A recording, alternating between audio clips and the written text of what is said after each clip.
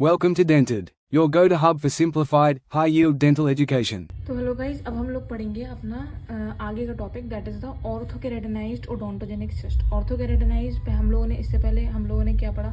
पैराकेराटिनाइज्ड odontogenic cyst हम लोगों ने देखी थी, that was OKC.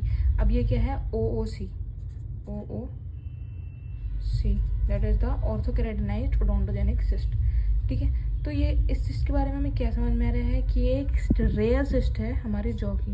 It is a rare cyst, ज़्यादातर लोगों ने इसके बारे में सुना नहीं है। वाई?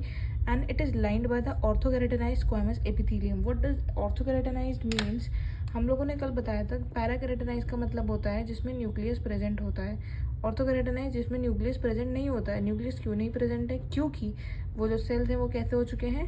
डेड हो चुके हैं। इसी वजह से ये हमारा ऑर्थोकेराटिनाइज्ड होता है। ठीक है, previously it was thought to be a variant of another cyst that was known as the OKC, but OOC is different. OOC different है। हमें पता है जो OKC होता है इसका जो रिकरेंस रेट होता है वो बहुत ज़्यादा हाई होता है, लेकिन जो OOC है उसका रिकरेंस रेट इतना ज़्यादा हाई नहीं होता है। अब ये डिफरेंट है in terms of what? In terms of behaviour, that is less in recurrence and histopathology. The histopathology of OKC was different from the OOC that we will see here. अगर हम लोग सबसे पहले बात करें इसकी क्लिनिकल फीचर्स की, तो क्लिनिकल फीचर्स इसके ये हैं कि एक सिंगल पेनलेस स्वेलिंग होती है। It is a single and painless swelling. ठीक है, दूसरी बात इसकी एज क्या? 30 to 40 ईयर्स ऑफ एज। और इसका सेक्स प्रीडायलेक्शन की हम लोग अगर बात करें तो मेल्स में ज़्यादा होता है एज़ कम्पेयर टू फीमेल्स। फिर उसके बाद हम इसके साइट की बात करें तो ये मैंडिबल में होता है। मैंडिबल में कहाँ पे होता है? मोलर रैमस एरिया में होता है। मोलर रैमस एरिया में होता है। ठीक है, it is found near the impacted tooth. अगर यहाँ पे कोई इम्पैक्टेड टूथ है तो इसके बराबर में हो जाएगा, ये ऐसा है। ठीक है, it is found near the impacted tooth. तो इसके क्लिनिकल फीचर क्या हुए? सिंगल होती है, पेनलेस स्वेलिंग होती है, एज क्या है? 30 to 40 years.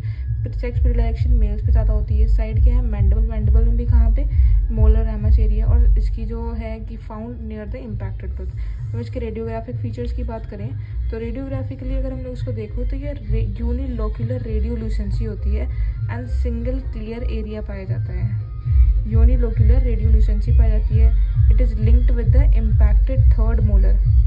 Impacted third molar से ये लिंक्ड रहती है और मल्टीलोक्यूलर होती है। कभी कभी ऐसा भी देखा गया है कि ये मल्टीलोक्यूलर इसका अपीयरेंस हुआ हो। ठीक है, अगर हम लोग बात करें इसके हिस्टोपैथोलॉजी की, हिस्टोपैथोलॉजिकल फीचर्स की बात करें तो इसका जो एपिथेलियम होता है वो कैसा होता है? थिन होता है। ऑर्थोकेराटिनाइज होता है। ऑर्थोकेराटिनाइज का कोई न्यूक्लियस नहीं होता है। जो बेसल लेयर होती है वो कैसी होती है? लो क्यूबॉइडल सेल्स होते हैं।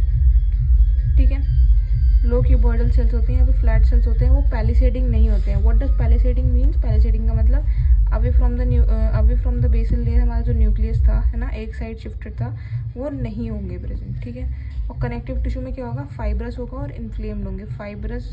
फाइब्रोब्लास्ट प्रेजेंट होंगे और इन्फ्लेमेटरी सेल्स इन्फिल्ट्रेट पाया जाएगा। ठीक है,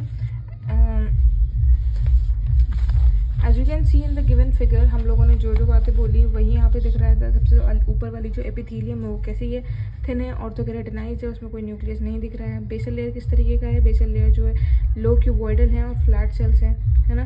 और जो कनेक्टिव टिश्यू है वो कैसा दिख रहा है? फाइब्रस और इन्फ्लेम दिख रहा है। नेक्स्ट अगर हम लोग इसके ट्रीटमेंट की बात करें, द ट्रीटमेंट पास सेज इन्यूक्लेशन और क्यूरेटेज करा दें। इन्यूक्लेशन और क्यूरेटेज करने के बाद इट्स वेरी गुड, रिकरेंस होता नहीं है इतना ज़्यादा, सो हम कर सकते हैं इसको बहुत आसानी से। ठीक है।